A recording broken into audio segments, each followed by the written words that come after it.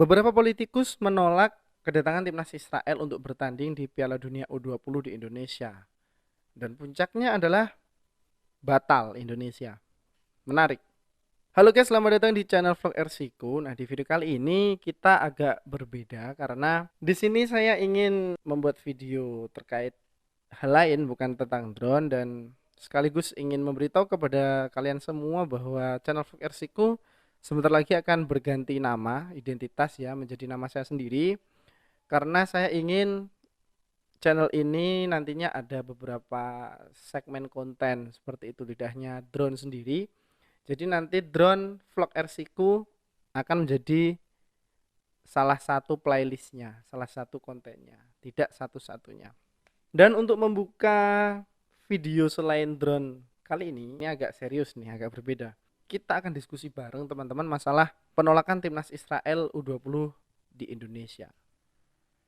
Perbincangan tentang penolakan timnas Israel U20 di media sosial akhir-akhir ini begitu hangat.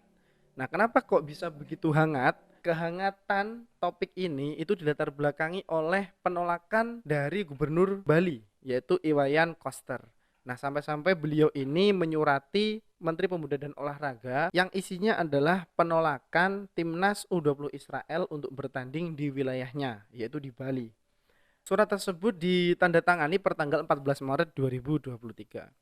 Setelah Gubernur Bali Pak Iwayan Koster ini menyuarakan penolakannya, muncul satu tokoh lagi yang ikut serta menyuarakan penolakannya, yaitu orang yang digadang-gadang menjadi calon presiden Republik Indonesia tahun depan, yaitu adalah Pak Ganjar Pranowo.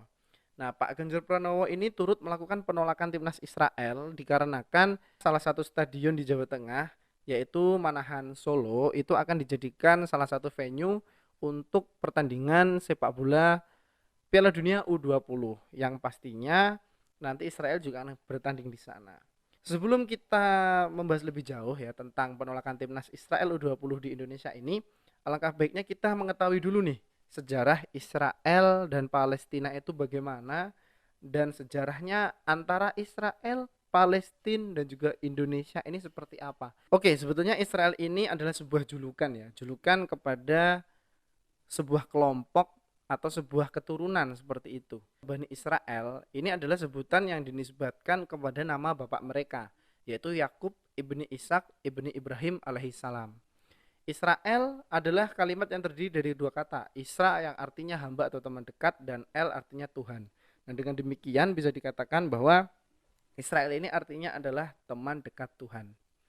Kalau kita membahas masalah Palestina dan juga Israel, tentunya kita tidak terlepas dari beberapa hal. Yang pertama adalah agama, kepercayaan, dan juga sejarah, adat di sana, dan juga ketiga hal ini akan merambat ke kepentingan politik dan juga kepentingan ekonomi yang ada di dunia ini. Jauh sebelum negara Israel ini berkembang, teman-teman, zaman dahulu sudah ada kerajaan Israel, tepatnya pada tahun 1025 sebelum Masehi.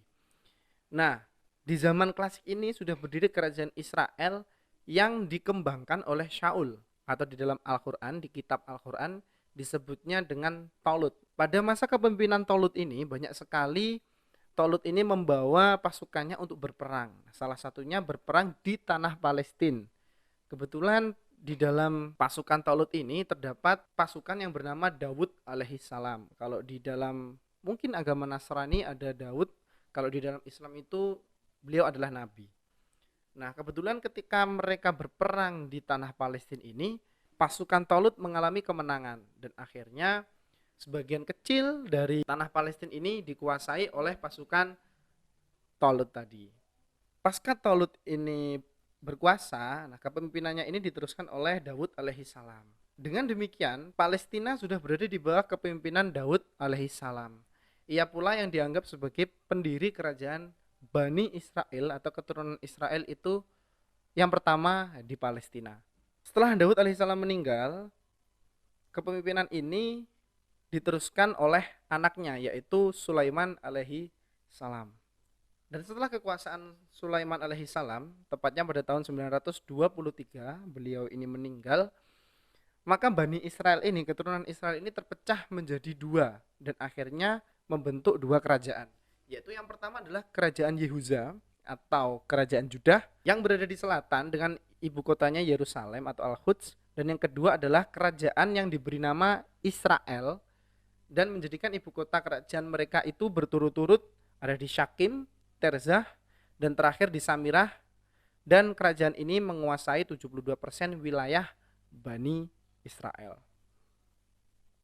Pada tahun 586 sebelum Masehi, dua kerajaan ini sama-sama lenyap karena diinvasi oleh kerajaan dari luar, yaitu oleh Sargo II, Raja Syria, dan juga Nebukadnezar.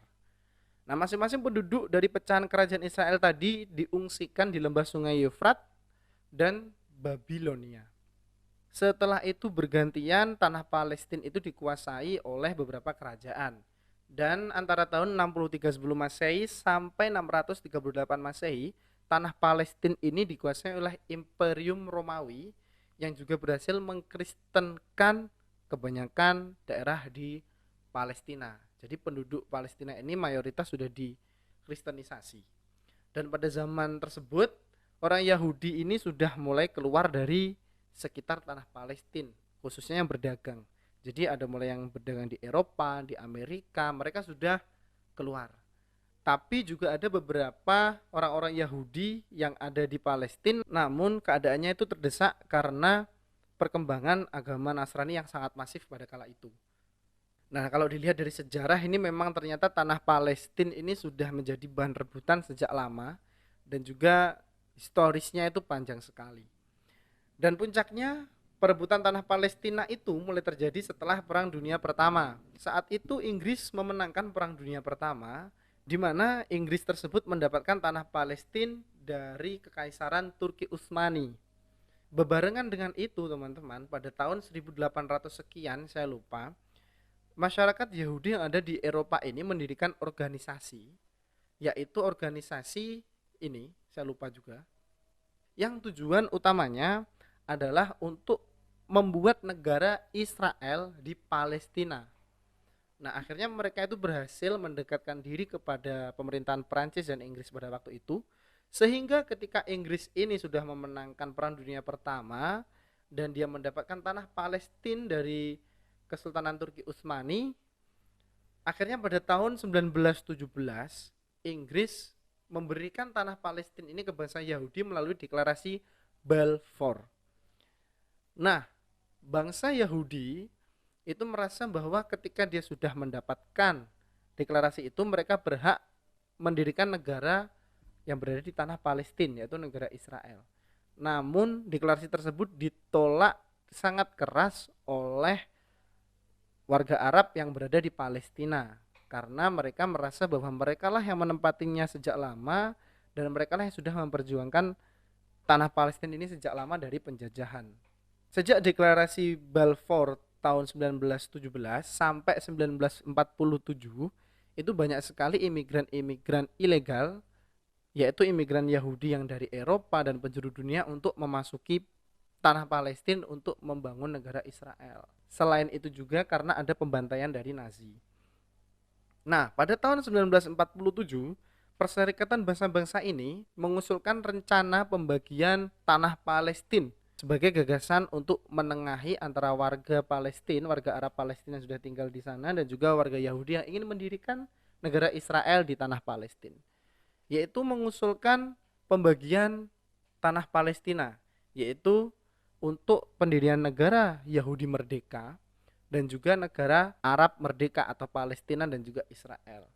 Kota Yerusalem yang diklaim sebagai ibu kota oleh orang Yahudi dan Arab Palestina akan menjadi wilayah internasional dengan status khusus. Orang Yahudi sepakat dengan hal tersebut, tapi Arab Palestina tidak sepakat karena mereka merasa yaitu tadi, mereka itu sudah lama di sana dan mereka merasa mempunyai hak wilayah yang lebih lebar.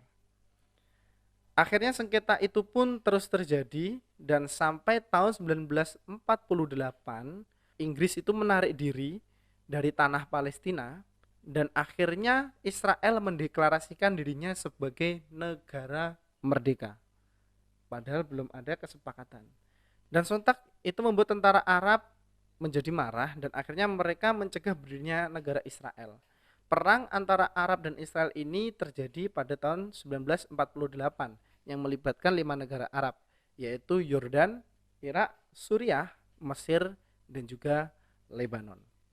Pada akhir Juli 1949, perang pun berakhir dan Israel berhasil menguasai lebih dari 2/3 tanah Israel tersebut.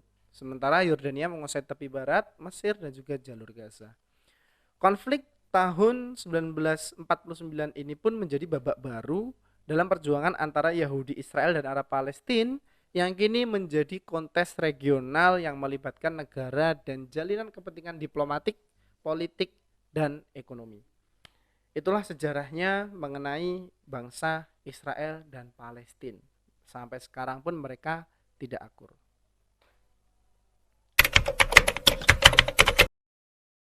Sebelum Indonesia mendukung Palestina, terlebih dahulu Palestina mendukung Indonesia. Yaitu dukungan Palestina terhadap Indonesia terlihat pada 6 September 1944, Mufti Besar Palestina Syekh Muhammad Amin Al-Husaini memberikan dukungan secara lantang kepada pemerintah Indonesia atau kepada Indonesia pada saat itu untuk mendapat kemerdekaannya. Pada tahun 1944 juga saudagar gaya Palestina yaitu Muhammad Ali Tahir sempat berkata, "Terimalah kekayaan saya ini untuk memenangkan perjuangan Indonesia." Nah, kata-kata tersebut sudah jelas dan sangat lantang mendukung kemerdekaan Indonesia. Dan pada tahun 1947 ketika Indonesia merdeka dan butuh pengakuan negara-negara lain untuk kemerdekaan Indonesia, Palestina saat itu yang belum menjadi negara ya, itu mendesak Mesir yang sudah menjadi negara untuk mengakui Indonesia adalah negara yang berdaulat. Penolakan Israel ini juga pernah dilakukan oleh Bung Karno, teman-teman. Penolakan secara diplomatik ini terjadi pada 5 Desember 1949 ketika Israel juga mengakui Indonesia menjadi negara berdaulat, maka mereka pun mengusulkan untuk membuat kantor konsulat Israel di Indonesia.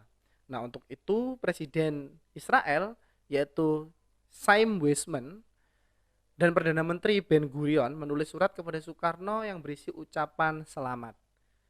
Selanjutnya Menteri Luar Negeri Israel pada saat itu, Moshe Saret, pada Januari 1950 mengirim telegram kepada Wakil Presiden kita Muhammad Hatta yang berisi pengakuan penuh Israel terhadap kedaulatan Indonesia. Namun Bung Karno tidak menanggapi sedikit pun dan hanya dibalas oleh Bung Hatta dengan ucapan terima kasih saja tanpa menawarkan hubungan diplomatik. Israel pun dia tidak gentar sama sekali dan berusaha tetap mendekati Indonesia, dan pada awal 1950 Saret kembali menulis surat kepada Hatta mengenai rencana pengiriman misi muhibah ke Indonesia. Kembali lagi yang membalas adalah Wakil Presiden kita Muhammad Hatta dan isinya adalah harus ditunda tanpa memberikan batas waktu yang ditentukan. Karena Wakil Presiden kita pada waktu itu tahu sikap tegas Presiden Republik Indonesia.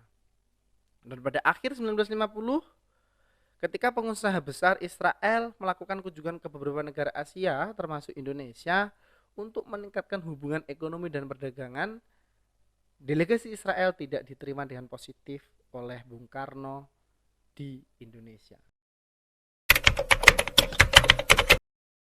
Pada tahun 1957, timnas Indonesia ini menjadi juara grup 1 di zona Asia setelah di laga akhir mengalahkan Cina.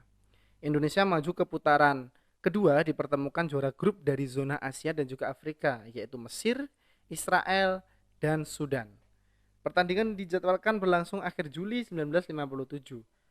Dan artinya pada saat itu timnas selangkah lagi untuk menjadi peserta Piala Dunia 1958 di Swedia. Namun Bung Karno dengan tegas menolak tidak usah melawan Israel, tarik pasukan, dan pada saat itu bukan hanya Indonesia saja, tapi juga Mesir, Sudan, Turki juga tidak ingin dan tidak mau tentunya untuk melawan negara Israel. Selanjutnya Bung Karno juga pernah menolak Israel untuk melakukan pesta olahraga di Indonesia, tepatnya di Jakarta ketika Indonesia menjadi tuan rumah Asia Games keempat pada 1962. Caranya cukup unik. Pemerintah Indonesia tidak memberikan visa kepada kontingen Israel dengan alasan Indonesia tak mempunyai hubungan diplomatik. Akibatnya, Komite Olimpiade Internasional memberikan skors Indonesia dengan batas waktu yang tidak ditentukan. Hukuman ini tidak membuat Bung Karno itu lemah. Sebaliknya, Bung Karno justru memerintahkan Komite Olimpiade Indonesia keluar dari Komite Olimpiade Internasional pada Februari 1963. Dan untuk gantinya, Indonesia pun akhirnya membuat Ganevo, yaitu Games of the New Emerging Force pada 1963, yang menjadi pertanda kebesaran bangsa ini dan pertanda ketidaktergantungan pada kekuatan dunia yang ada. Ganevo ini berjalan dengan meriah, yaitu tanggal 10 sampai 12 November 1963, dan diikuti oleh 51 negara di Asia, Afrika, Eropa, dan Amerika Latin. Tercatat ada 2.700 atlet berkompetisi pada 20 cabang olahraga. Cina menjadi juara grup, Uni Soviet kedua, dan Indonesia juara ketiga. Dan itulah gambaran suasana ya Indonesia, Israel, dan Palestina pada waktu itu. Tokoh yang menolak dan menerima Israel. Nah, di sini yang menolak yang pertama adalah PDIP. Tentu saja Partai Pimpinan Megawati ini menolak dikarenakan mereka ingin mempertahankan prinsip Bung Karno bahwa Bung Karno tidak akan mengakui negara Israel sebelum memerdekakan Palestina.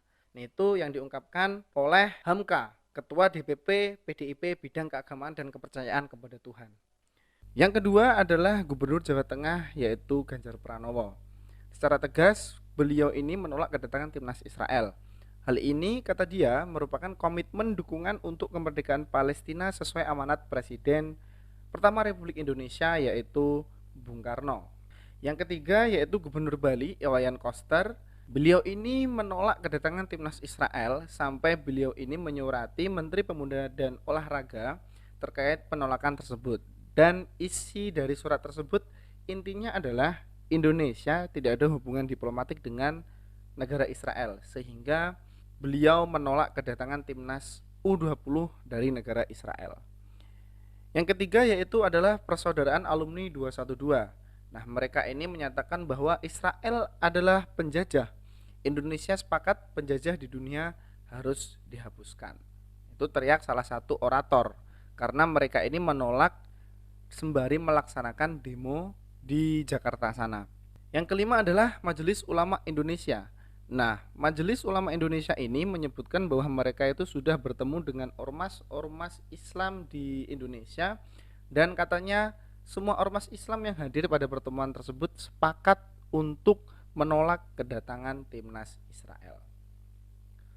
Dan berikut adalah tokoh yang tidak menolak timnas Israel datang. Yang pertama adalah Ketua Umum Pengurus Besar Nahdlatul Ulama yaitu Gus Yahya. Beliau itu tidak mempersoalkan kedatangan timnas Israel ke Indonesia, sebab menurutnya hal ini sama sekali tidak merugikan Palestina. Menurut beliau, jika hanya menolak, tak ada gunanya bagi Palestina yang memang sedang berjuang untuk wilayahnya. Jika ingin memperkuat Palestina, Indonesia justru harus memperkuat posisinya di kancah internasional, salah satunya FIFA. Yang kedua adalah Ali Mokhtar Ngabalin. Tenaga ahli utama kantor staf presiden ini menyebut jangan mencampur adukan olahraga dengan politik. Beliau mengatakan jangan pernah ada orang mencampur adukan kerja urusan sport, dalam hal ini World Cup U20 dengan urusan politik. Dan ketiga adalah Hikmahanto Juwana. Nah, beliau ini mengatakan Indonesia tak bisa serta-merta menolak kedatangan timnas Israel dalam ajang Piala U20 di Indonesia ini. Jika ini dilakukan, maka Indonesia bisa termasuk daftar hitam dalam ajang olahraga dunia tersebut. Nah, kita itu di dalam negara kita sudah sangat ribut ya. Ada pro dan ada yang kontra, menolak dan menerima, menolak dan tidak mempermasalahkan Israel datang ke Indonesia. Saking kita asiknya untuk berkontra dan berpro pada masalah ini, sampai kita lupa bagaimana pendapat negara yang bersangkutan, yaitu Palestina. Tidak lama setelah itu, Palestina melewati duta besar Palestina untuk Indonesia itu menanggapi hal yang sedang hangat diperbincangkan di dalam negeri kita ini. Zuhair Al-Shun, Duta Besar Palestina untuk Indonesia, dalam keterangan resminya menanggapi bahwa Israel lolos ke ajang ini melalui cara yang sah dan sesuai aturan, sehingga berhak tampil di ajang Piala Dunia U20 2023. Keikutsertaan masing-masing negara dalam event ini tidak ada kaitannya dengan suka atau tidak suka dengan suatu negara, karena setiap negara ikut serta sebagai bagian dari kompetisi yang berjalan sesuai aturan yang berlaku, ujar beliau pada hari Selasa tanggal 21 Maret 2023. Beliau juga menyatakan bahwa meskipun Indonesia itu mendukung atau menerima Israel di negara kita, beliau ini melihat bahwa dukungan Indonesia itu tidak akan pernah pudar untuk kemerdekaan Palestina. Beliau menyatakan seperti ini: apa yang saya sampaikan merupakan salah satu yang ingin memupus adanya keraguan di kalangan banyak pihak. Dari apa yang saya lihat, dengar, rasakan, dan temui dari berbagai pejabat resmi Indonesia, dukungan Indonesia terhadap isu Palestina tidak akan pernah berubah. Tidak lama berselang, Bapak Presiden Joko Widodo ini juga mengeluarkan statementnya yang intinya Indonesia akan menyambut baik kedatangan timnas Israel, dan penyambutan ini tidak merubah kebijakan politik luar negeri Indonesia, yaitu selalu memperjuangkan kemerdekaan Palestina, dan beliau ini mencoba menjelaskan kalau semua akan baik-baik saja.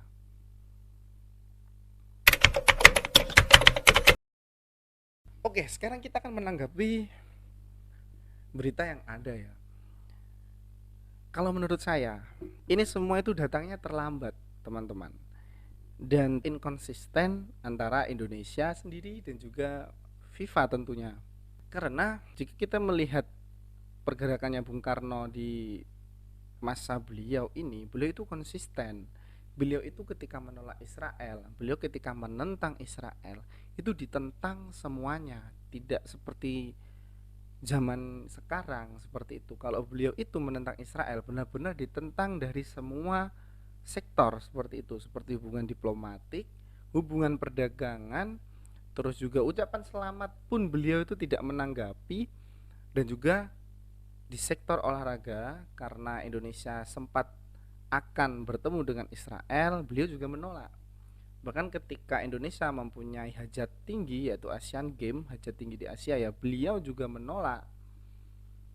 Seperti itu, akhirnya Indonesia tuh terlihat konsisten dalam menolak penjajahan Israel di tanah Palestina, atau kita bahasa yang lebih lembutnya adalah menolak negara Israel. Tetapi kalau zaman sekarang itu tidak. Zaman sekarang itu kita berbicara tentang penolakan Israel itu kita pilih-pilih.